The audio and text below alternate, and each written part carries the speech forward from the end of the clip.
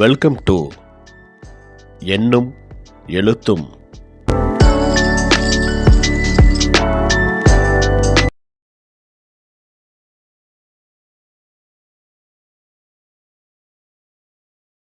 ஆசிரியர்கள், பெற்றோர்கள் அனைவருக்கும் வணக்கம். 4ஆம் வகுப்பு அறிவியல் பாடம் முதல் பருவம் பயிற்சி புத்தகத்தில் முதல் பாடம் எனது உடல். இந்த பாடப்பகுதியில் கொடுக்கப்பட்டுள்ள வினாக்கள் மற்றும் சரியான பதில் என்ன அப்படிங்கிறத இந்த வீடியோவில் பார்க்கலாம். உள்ளுறுப்புகள் அறிமுகம். கட்டத்தில் மறைந்திருக்கும் உள்ளுறுப்புகளின் பெயர்களை கண்டறிந்து வட்டமிடுக. ஒரு கட்டம் கொடுத்துருக்காங்க. இதுக்குள்ளே இருக்கக்கூடிய உள்ளுறுப்புகளின் பெயர்களை வட்டம் போட சொல்லியிருக்காங்க. இரைப்பை, இதயம், மூளை, நுரையீரல். கட்டத்தில் வெளியுறுப்புகளுக்கு பச்சை வண்ணமும் உள்ளுறுப்புகளுக்கு சிவப்பு வண்ணமும் தீட்டுக அப்படின்னு கொடுத்துருக்காங்க. கீழே பாருங்கள், அந்த உறுப்புகள் பெயர் கொடுத்துருக்காங்க. பக்கத்துலேயே கட்டம் போட்டிருக்காங்க. அந்த கட்டத்தில் உள்ளுறுப்புகளுக்கு ஒரு கலரும் வெளியுறுப்புகளுக்கு ஒரு கலரும் கொடுக்க சொல்லியிருக்காங்க. நாம் கொடுத்துருக்கோம் பாருங்கள். இதே போல் வண்ணம் தீட்ட சொல்லுங்கள் குழந்தைகள்கிட்ட. மூளை படம் கொடுத்துருக்காங்க. படத்தில் மூளையின் பகுதிகளை எடுத்து எழுதுக அப்படின்னு கொடுத்துருக்காங்க பாருங்கள். மேலே 3 பகுதியும் கொடுத்துருக்காங்க. முன்மூளை, நடுமூளை, பின்மூளை. இந்த மூளை படத்தில் முன்மூளை, நடுமூளை, பின்மூளை அப்படின்ட்டு எடுத்து எழுதி காட்டியிருக்கிறோம். இதே போல் எடுத்து எழுத சொல்லுங்கள். பொறுத்துக. கீழே பாருங்கள். கட்டளை மையம் மூளை, மூளையின் பகுதிகள் 3, மூளையை பாதுகாப்பது மண்டை ஓடு.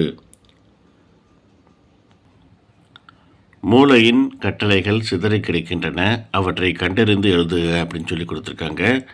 இங்கே பாருங்கள், இந்த எழுத்துக்களை நம்ம சேர்த்து பக்கத்தில் எழுதி காட்டியிருக்கிறோம் பாருங்கள். ஃபஸ்ட்டு நட, பல், நடி, ஓடு, எடு, பாடு. இதே போல் எடுத்து எழுத சொல்லுங்கள். நட. இரண்டாவது பாருங்கள், படி அப்படின்ட்டு வரணும். தவறாக கொடுத்துருக்கு, அதை மாற்றிக்கோங்க. படி, நடி, ஓடு, எடு, பாடு. வண்ணமிடுக அப்படின்ட்டு மூளையின் அந்த பிக்சர் கொடுத்துருக்காங்க. இதுக்கு நம்ம வண்ணமிட்டுருக்க பாருங்கள். இதே போல் ஏதாவது ஒரு கலரை கொடுத்து வண்ணமிட சொல்லுங்கள். நுரையீரல்கள். கீழ்காணும் சொற்களை படத்திற்குரிய கட்டங்களில் நிரப்புக. கார்பன் டை ஆக்சைடு, ஆக்சிஜன் அப்படின்னு கொடுத்துருக்காங்க. நுரையீரல் படம் 2 கொடுத்துருக்காங்க பாருங்கள். ஃபஸ்ட்டு நுரையீரல் படத்துக்கு மேலே பாருங்கள், அம்புக்குறி உள்நோக்கி போட்டிருக்காங்க. அப்போது காற்று உள்ளே போகிற மாதிரி இதுக்கு மீனிங் இதுக்கு. ஆக்சிஜன் அதை எடுத்து அந்த கட்டத்தில் எழுதியிருக்கிறோம் பாருங்கள். ஆக்சிஜனை நுரையீரல் உள்ளே இழுத்துக்குது. பக்கத்தில் பாருங்கள், அம்புக்குறி மேல் நோக்கி இருக்குது. அப்போது கார்பன் டை ஆக்சைடை எடுத்து நம்ம அங்கே எழுதியிருக்கிறோம். கார்பன் டை ஆக்சைடை நுரையீரல் வெளியிடுது. வண்ணமிடுக. கீழே பாருங்கள், ஒரு நுரையீரல் படம் கொடுத்துருக்காங்க. அதுக்கு வண்ணம் தீட்ட சொல்லியிருக்காங்க. நம்ம வண்ணம் தீட்டிருக்கிறோம். அடுத்து இரைப்பை அப்படின்ட்டு ஒரு படம் கொடுத்துருக்காங்க பாருங்கள். அதுக்கு வண்ணமிட சொல்லியிருக்காங்க. இதுக்கு நம்ம வண்ணமிட்டிருக்கோம். இரைப்பையுடன் தொடர்புடைய சொற்களுக்கு மட்டும் டிக் குறியிடுக அப்படின்னு கொடுத்துருக்காங்க. நாம் டிக் பண்ணியிருக்கோம் பாருங்கள். ஜே வடிவம், செரித்தல், இந்த 2 தான் வரும். அந்த 2த்துக்கு மட்டும் டிக் பண்ணிக்க சொல்லுங்கள். அடுத்து இதயம். இதயத்துடன் தொடர்புடைய சொற்களை கண்டுபிடித்து கோடிட்டு இணைக்க அப்படின்னு கேட்டிருக்காங்க. நாம் கோடு போட்டு இணைச்சிருக்கோம் பாருங்கள். இதய தசை, இரத்தம், இறைத்தல். பொருத்தமான விடைகளை தேர்ந்தெடுத்து எழுதுக. நுரையீரல்கள், இதயம், இதய தசை. இந்த 3ஐயும் பொருத்தமான இடத்துல எடுத்து எழுத சொல்லியிருக்காங்க. ஃபஸ்ட்டுக்கு பாருங்கள், இரத்தம் இறைக்கும் உறுப்பு எது? இதயம். இரண்டாவது, இதயம் எந்த உறுப்பிற்கு இடைப்பட்ட பகுதியில் உள்ளது? நுரையீரல்கள். இதயம் எத்தசையால் ஆனது? இதய தசை. சிறுநீரகங்கள் சரியானவற்றிற்கு டிக் குறியையும் தவறானவற்றிற்கு இன்ட்டு குறியையும் இடுக அப்படின்னு சொல்லி கொடுத்துருக்காங்க.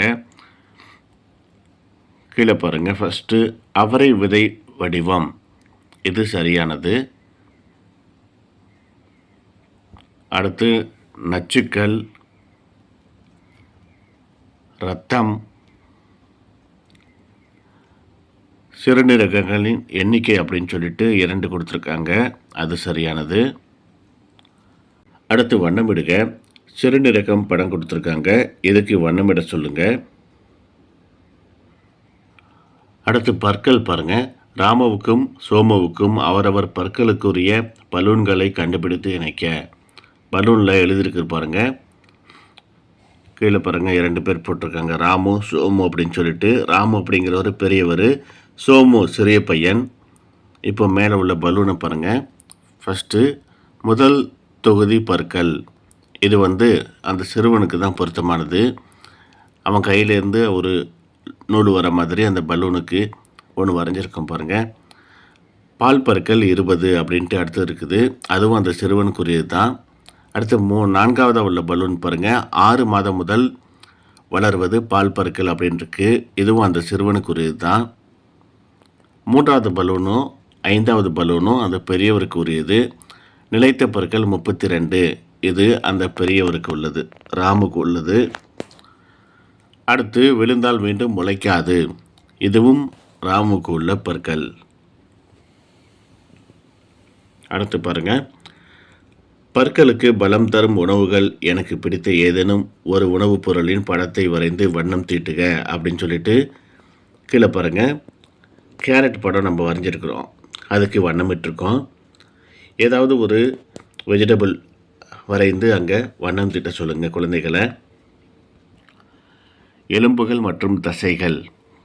வாக்கியங்களை படித்து அவை எலும்புகளுக்கு பொருத்தமானவை எனில் ஏ எனவும், தசைகளுக்கு பொருத்தமானவை எனில் தா எனவும் கட்டத்தில் எழுதுக அப்படின்னு கொடுத்துருக்காங்க.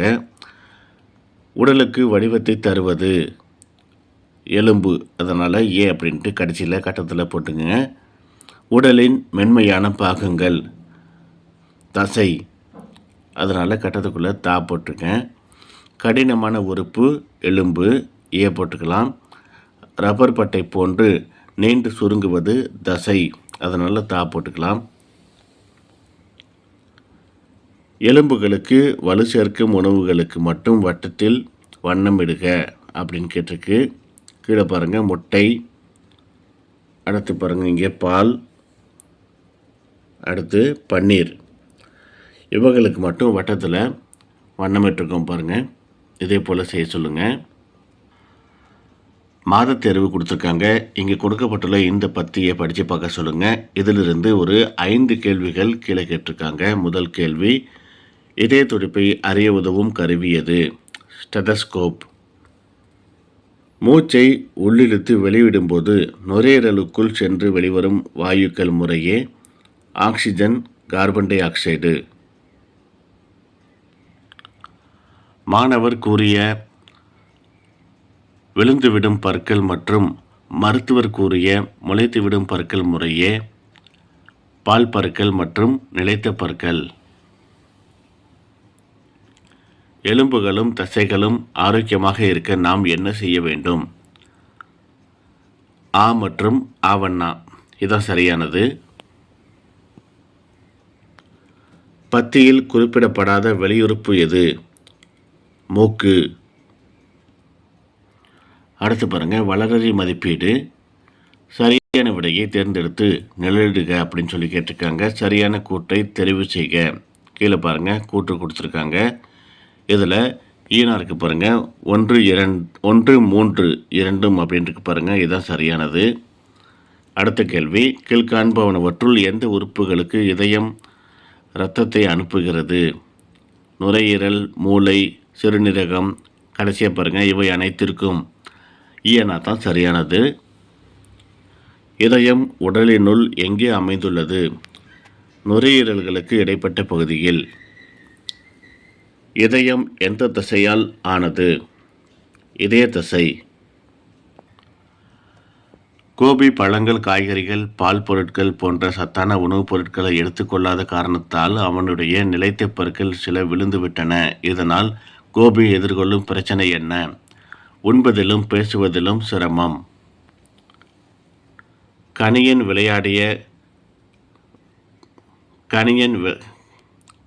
விளையாடி களைப்படைந்து விட்டான். சாப்பிட அவனிடம் பழம் இருக்கிறது. அவனுக்கு பழத்திலிருந்து சத்துக்கள் கிடைக்க உதவும் உறுப்பு எது? இரைப்பை. பின் வருவனவற்றுள் எது சரியான கூற்று? எலும்புகள் உடலின் உட்புற உறுப்புகளை பாதுகாக்கின்றன. கீழ்காண்பவனவற்றுள் எது சிறுநீரகத்தின் பணி அல்ல? இரத்தத்தில் உள்ள சத்துக்களை வடிகட்டுதல். உனக்கு தெரியாத ஒரு நபர் என்னுடன் வா, உனக்கு இனிப்புகள் வாங்கி தருகிறேன் என்று கூறுகிறார் என்றால் நீ செய்யக்கூடாதது எது? அவருடன் இனிப்புகள் வாங்க செல்வேன் அப்படின்னு சொல்லிட்டு கொடுத்துருக்கு. இதான் நம்ம செய்யக்கூடாதது. படத்தில் 1, 2, 3 என்ற எண்களால்